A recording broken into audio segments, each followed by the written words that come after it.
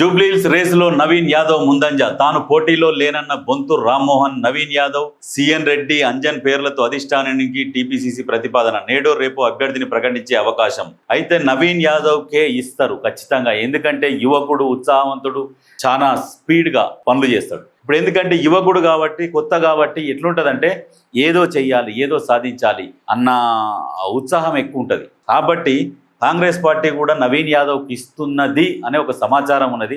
ఎందుకంటే వాస్తవానికి నవీన్ యాదవ్కి ఇస్తే కూడా చాలా మంచిది. ఎందుకంటే ఈయన ఇప్పుడు ఆ నియోజకవర్గంలో ఎక్కడెక్కడైతే కొన్ని ఏరియాలు ఉన్నాయి, స్లమ్ ఏరియాలు, ప్రతిరోజు అక్కడ తిరుగుతున్నాడు, వాళ్ళ గురించి తెలుసుకుంటున్నాడు, ఏం సమస్యలు ఉన్నాయి ఏంది అని. ఎందుకంటే వీళ్ళకి ఎట్లా ఉంటుంది అంటే యువకులకు ఏదో సాధించాలి అనేది ఉంటుంది. కొంతమంది ఇప్పుడు సీనియర్లకు వాళ్ళకి వీళ్ళకి ఇచ్చేసారు అనుకో, వాళ్ళు ఏం చేస్తారు, వాళ్ళకి మామూలుగానే అనిపిస్తుంది, పోతారు, సైలెంట్గా కూర్చుంటారు, వాళ్ళదేందో వాళ్ళు చూసుకుంటారు. అట్లా కాదు. ఇట్లాంటి వాళ్ళు ఏంటంటే పబ్లిక్లో కనపడాలి, సేవ చేస్తున్నట్టు పబ్లిక్లో కనపడాలి, సేవ చెయ్యాలి అన్న ఉద్దేశం, ఒక పట్టుదల ఉంటుంది. కాబట్టి ఇట్లాంటి వాళ్ళకి ఇస్తే బాగుంటుంది. దీంతో పాటు ఇంకెవరు ఉన్నారు, అంజన్ కుమార్ యాదవ్. అంజన్ కుమార్ యాదవ్ అసలు వాస్తవానికి వాళ్ళ కొడుకుకు ఎంపీ రాజ్యసభ ఇప్పించుకున్నాడు.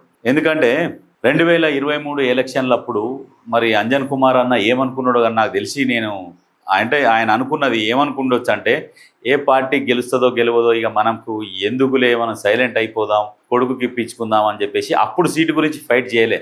అప్పుడు సీటు గురించి ఫైట్ చేస్తే బాగుంటుండే. గెలిచినాక నేను అభ్యర్థిని, పోటీలో ఉన్నా, నాకు ఇవ్వాలి టికెట్ అని ఇది అనడం కరెక్ట్ కాదు. ఎందుకంటే ఫస్ట్ అడగాల్సిందే.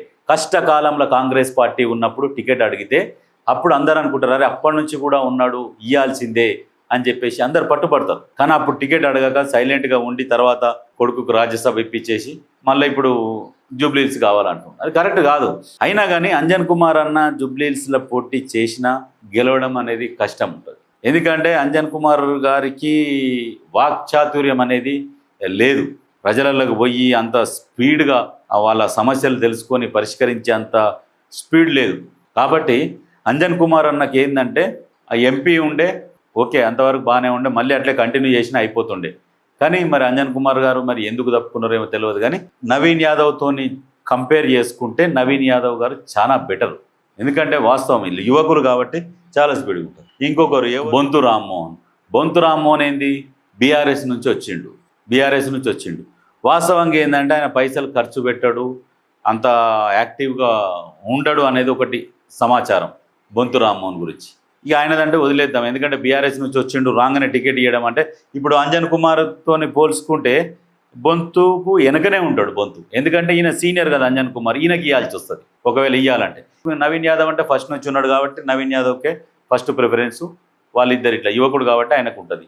బొంతు ఎప్పుడు వస్తాడు, అంజన్ కుమార్ తర్వాతనే వస్తాడు. ఎందుకంటే వేరే పార్టీల నుంచి వచ్చిండు కాబట్టి వెంటనే టికెట్ ఇస్తే అది కూడా జనాలు కూడా విమర్శిస్తారు, అసహించుకుంటారు. కాబట్టి నవీన్ యాదవ్ సూటబుల్ పర్సన్.